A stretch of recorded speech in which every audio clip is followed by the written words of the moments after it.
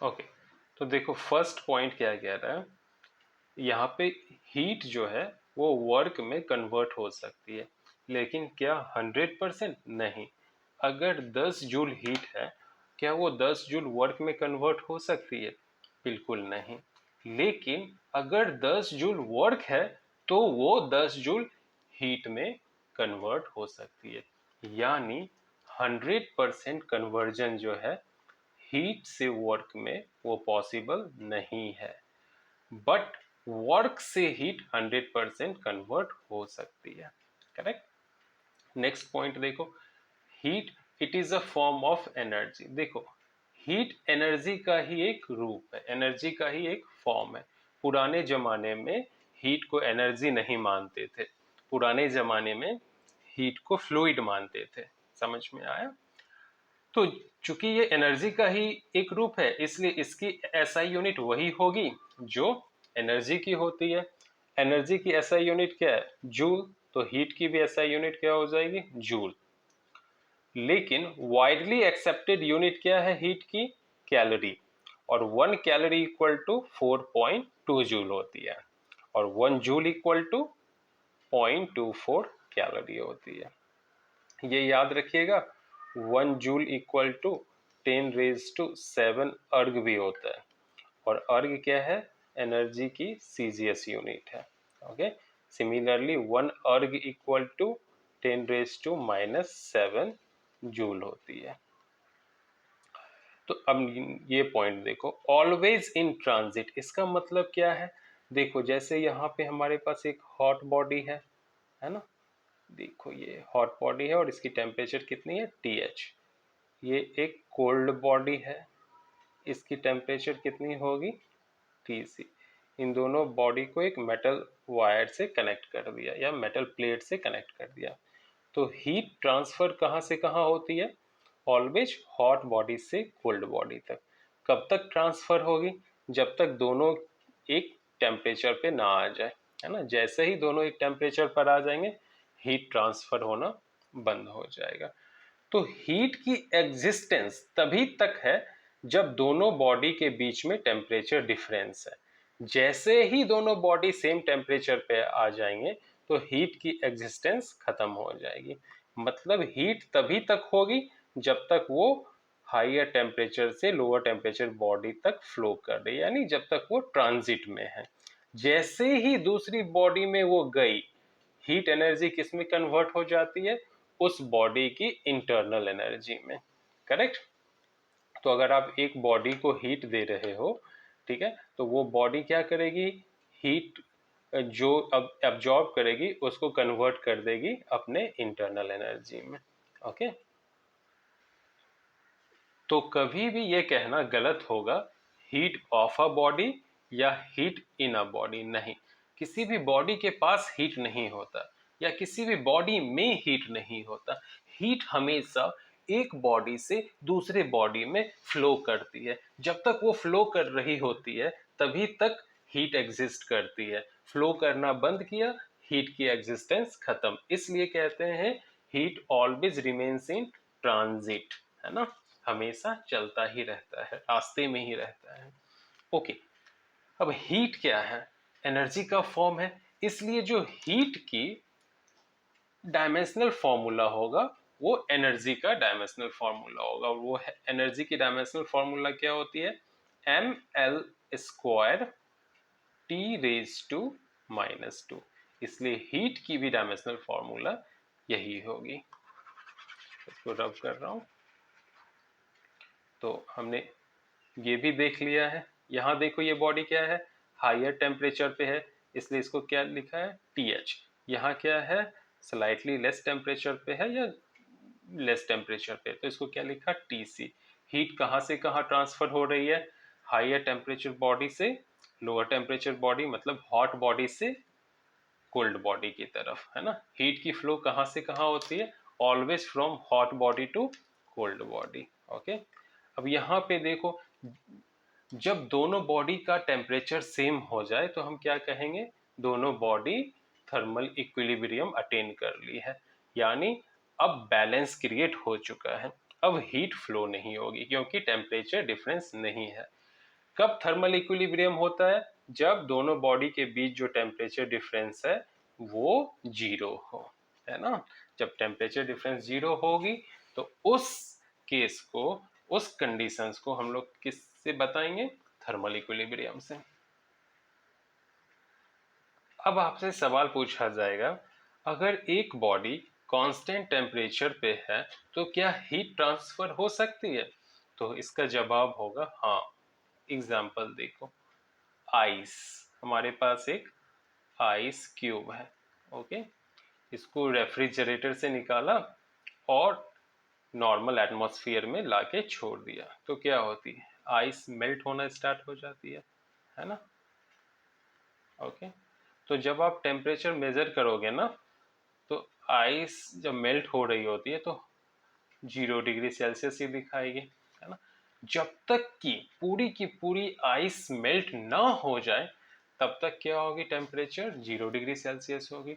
इसका मतलब जो आइस मेल्ट हो रहा है वो कांस्टेंट टेम्परेचर पे हो रहा है, और कांस्टेंट टेम्परेचर पे कौन सी प्रोसेस होती है? आइसोथर्मल होती है, ठीक है। अब देखो आइस मेल्ट होता कैसे है।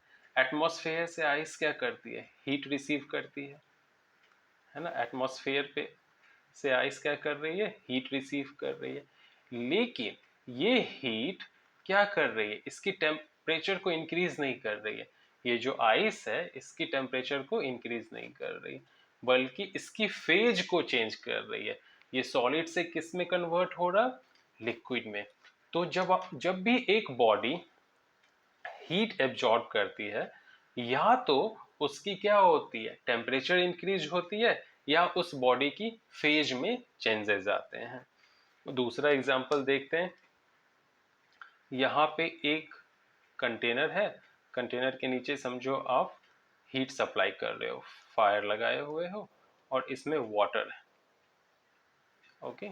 हम सबको पता है वाटर कितनी टेम्परेचर पे बॉईल होती है? 100 डिग्री सेल्सियस पे। क्लियर? 100 डिग्री सेल्सियस पे वाटर किस में कन्वर्ट हो जाता है? स्टीम में। मतलब मटेरियल जो है वो लिक्विड स्टेट से किस में कन्वर्ट हो रही है? गैसियस स्टेट में। और यहां भी हम क्या ऑब्जर्व कर रहे हैं? टेम्परेचर कांस्टेंट है 100 डिग्री सेल्सियस। मतलब बॉडी ने हीट एब्जॉर्ब किया, है ना, लेकिन बॉडी की टेम्परेचर चेंज नहीं हुई, वो बॉडी की फेज चेंज हो गई। बॉडी लिक्विड से किस में कन्वर्ट हो गई? गैसेस में। तो इस तरह से हम देख सकते हैं हीट ट्रांसफर होता है लेकिन टेम्परेचर क्या होती है? कांस्टेंट रहती है। कहाँ? बॉइलिंग ऑफ वाटर और मेल्टिंग ऑफ आइस में। देखो, वह मिनिमम टेम्परेचर जिस पे आइस कन्वर्ट होती है वाटर में यानी लिक्विड में, तो उस टेम्परेचर को हम क्या कहते हैं? Melting point of ice. और वह मिनिमम टेम्परेचर जिस पे वाटर कन्वर्ट होती है गैसेस में, उसको क्या बोलते हैं? Boiling point. आइस की मेल्टिंग पॉइंट कितनी हो गई? 0 डिग्री सेल्सियस। आइस वाटर की बॉइलिंग पॉइंट कितनी हो गई? 100 डिग्री सेल्सियस। अब देखो, यहाँ जो थर्मल इक्विलिब्रियम का कॉन्सेप्ट है वो कहाँ यूज में लाते हैं? वो यूज में लाते हैं जीरोथ लॉ ऑफ थर्मोडायनेमिक्स में। तो जीरोथ लॉ ऑफ थर्मोडायनेमिक्स किस पे बेस्ड होता है? थर्मल इक्विलिब्रियम के ऊपर। और है क्या जीरोथ लॉ ऑफ थर्मोडायनेमिक्स? देखो, हमारे पास एक बॉडी है यहाँ पे ए, एक है बी और एक है सी, है ना।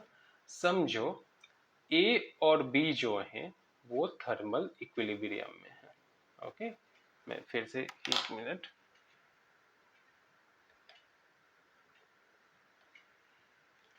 तो ए और बी किस में है? थर्मल इक्विलिब्रियम में है। और ए और सी जो है ये भी किस में है? थर्मल इक्विलिब्रियम में है। तो बी और सी भी किस में आ जाएगा?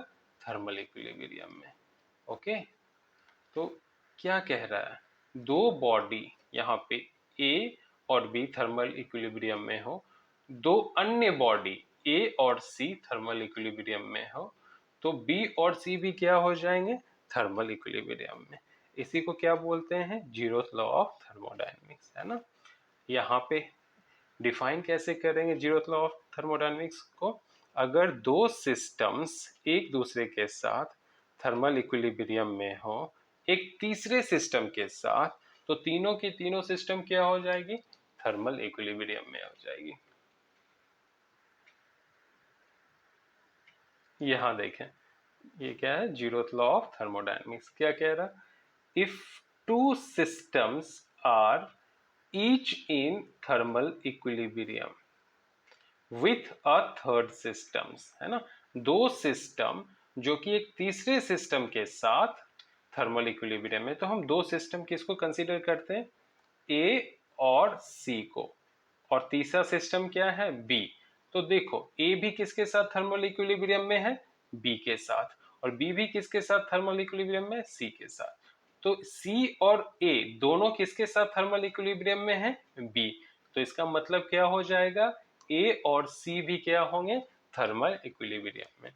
तो जीरोथ लॉ ऑफ थर्मोडायनेमिक्स क्या कहता है, if two systems are each in thermal equilibrium with a third system, then they are also in thermal equilibrium with each other. इसको मैं ऊपर करूं,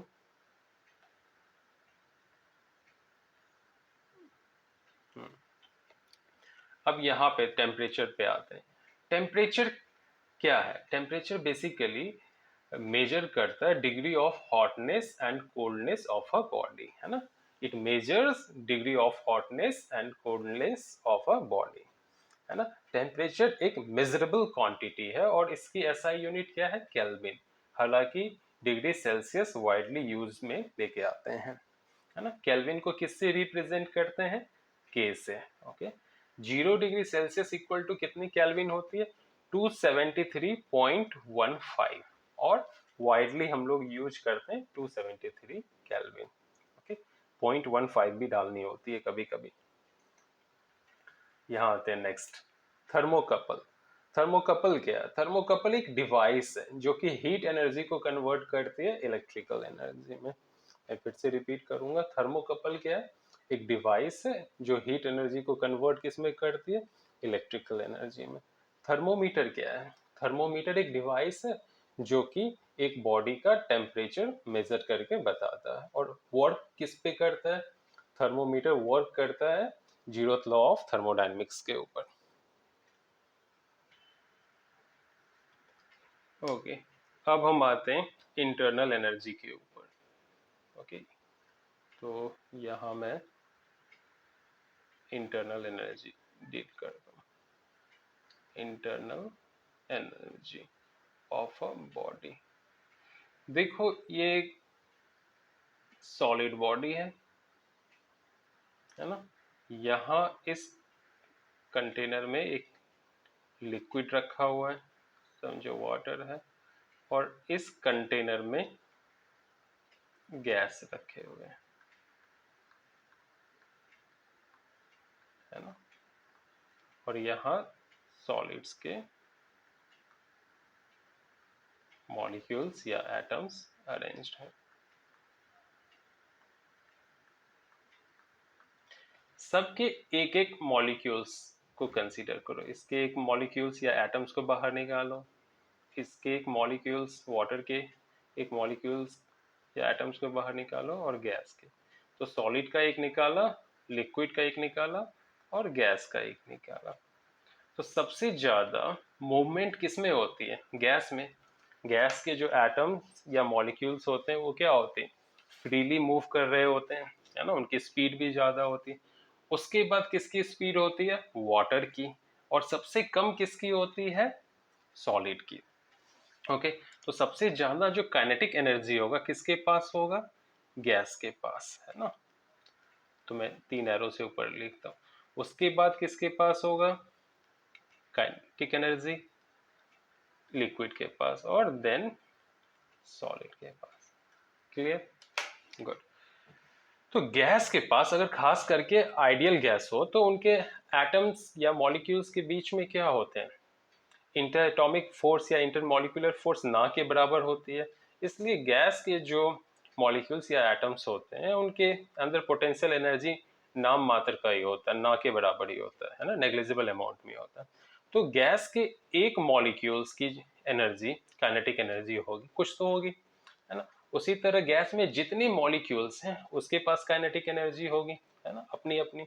उन सारी काइनेटिक एनर्जी को ऐड कर दोगे तो ये जो सिस्टम बनता है गैस, उसकी काइनेटिक एनर्जी मिलेगी। ओके, इसी को क्या बोलते हैं, internal energy of the gas.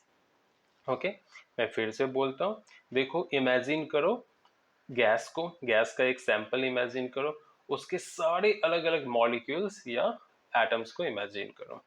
अब सारे एटम्स या मॉलिक्यूल्स के पास अपनी काइनेटिक एनर्जी होगी और पोटेंशियल एनर्जी भी होगी, अगर होगी तो नाम मात्र की। ओके, तो सारे एटम्स और मॉलिक्यूल्स के टोटल एनर्जी को जब मिला दोगे तो वो क्या होगी, उस सैंपल की इंटरनल एनर्जी। इसी तरह सॉलिड्स के सारे मॉलिक्यूल्स और एटम्स के काइनेटिक एनर्जी और पोटेंशियल एनर्जी को ऐड कर दोगे तो जो एनर्जी मिलेगी वही क्या होगी, उस सैंपल सॉलिड की इंटरनल एनर्जी। और same goes with liquid. Okay, तो इंटरनल एनर्जी बेसिकली होती क्या है, सारे एटम और मॉलिक्यूल्स की टोटल एनर्जी। करेक्ट, तो इस चीज को हम यहाँ समझ लेते हैं। देखो हेडिंग क्या डाली है, इंटरनल एनर्जी, और इंटरनल एनर्जी को डिनोट किस लेटर से करते हैं, कैपिटल लेटर यू से। Internal energy of a body equal to total energy of all the atoms और मॉलिक्यूल्स। करेक्ट। अब आपसे सवाल पूछा जाएगा, यहाँ पे जैसे लिखा हुआ mono atomic gas, mono atomic gas में इंटरनल एनर्जी क्या होगा। तो देखो मोनो एटॉमिक गैस हैं वो किससे बने होते हैं, आइसोलेटेड एटम से। और एक एटम के पास कितनी डिग्री ऑफ फ्रीडम होती है, 3, है ना।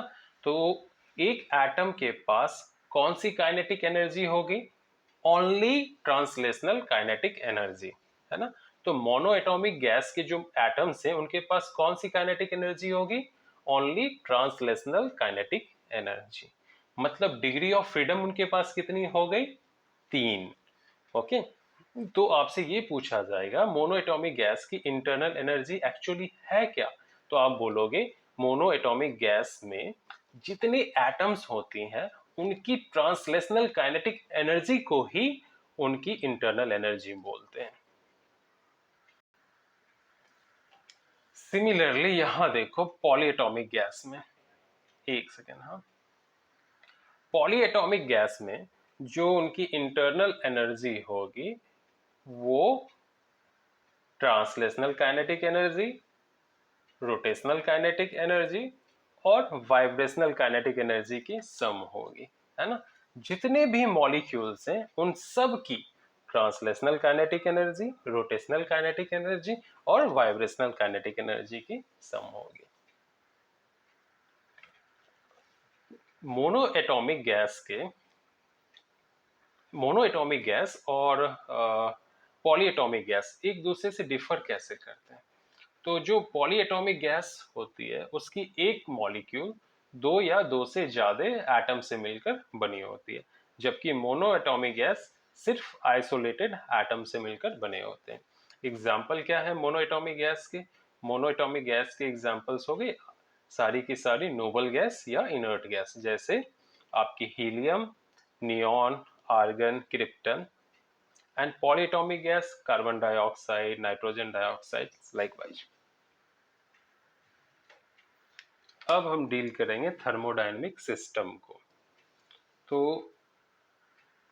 यहाँ पे हेडिंग क्या डालनी है, थर्मोडायनेमिक सिस्टम। देखो एक कंटेनर है और समझो इस कंटेनर में गैसेस भरे हुए, है ना, ये गैस के मॉलिक्यूल्स हैं, रैंडमली डिस्ट्रीब्यूटेड है। Correct, good. तो ये जो गैस के मॉलिक्यूल्स हैं ना, इनको ही क्या बोलते हैं, सिस्टम, है ना। ये जो पूरी की पूरी सैंपल है ये क्या है, सिस्टम। और ये जो कंटेनर है इसको बोलेंगे बाउंड्री, ठीक है। और बाउंड्री और सिस्टम के बाद जो भी चीज बची हुई है चारों तरफ वो क्या हो गई, सराउंडिंग्स। उसको क्या बोलते हैं, सराउंडिंग्स या इन्वायरमेंट।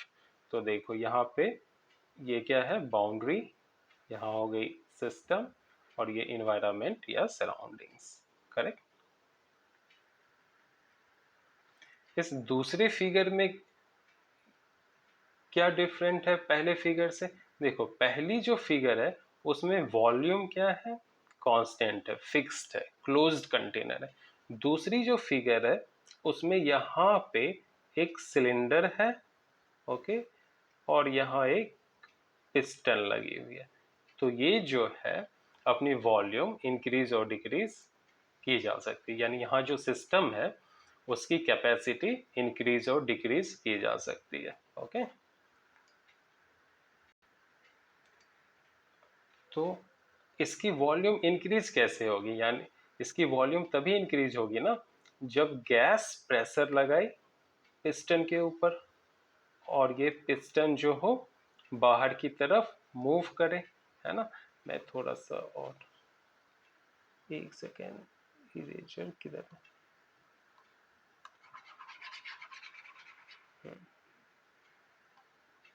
हाँ, यहाँ देखें, ये जो पिस्टन है, ओके, ये क्या होगी, जब गैस प्रेशर लगाएगी तो ये पिस्टन बाहर की तरफ मूव होगी, यानी पिस्टन में डिस्प्लेसमेंट आया है।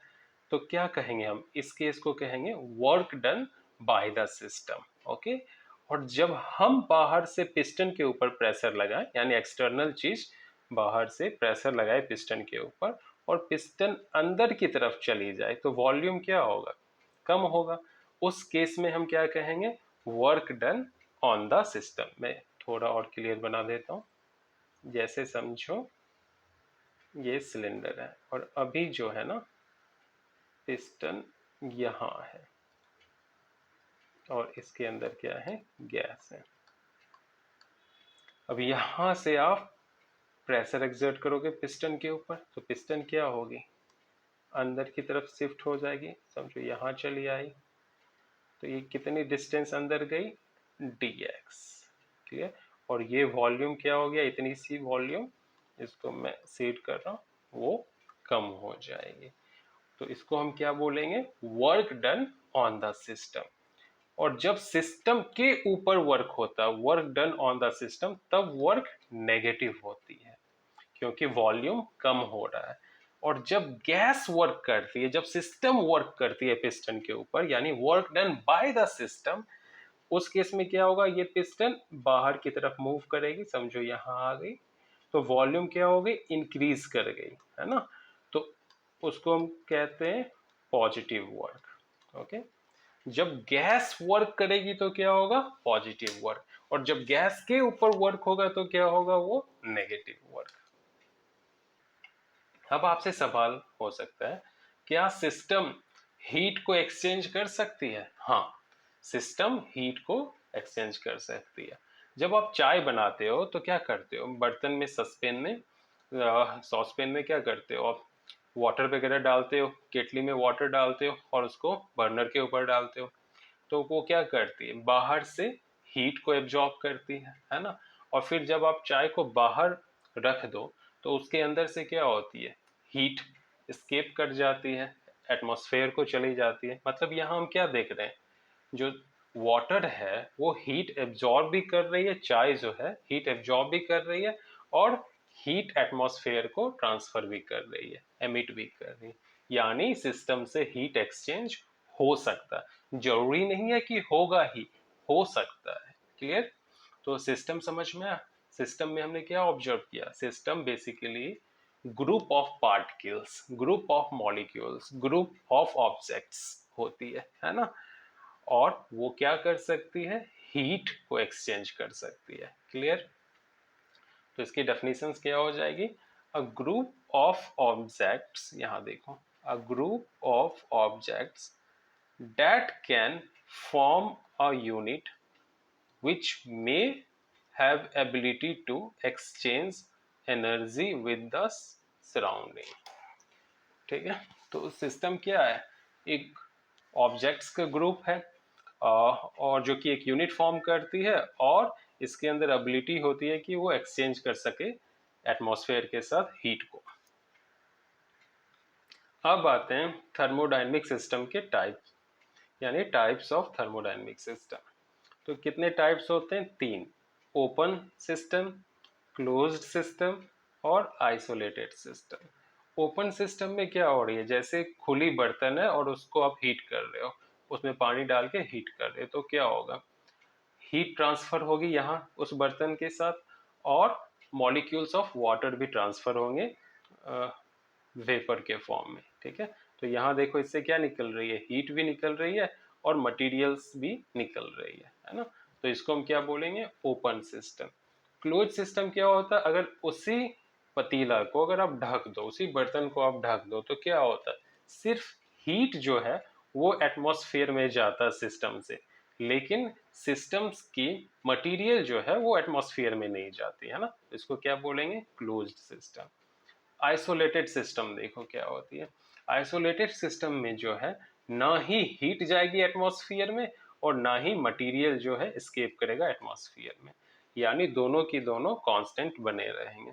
इसको क्या बोलते हैं, आइसोलेटेड सिस्टम, है ना।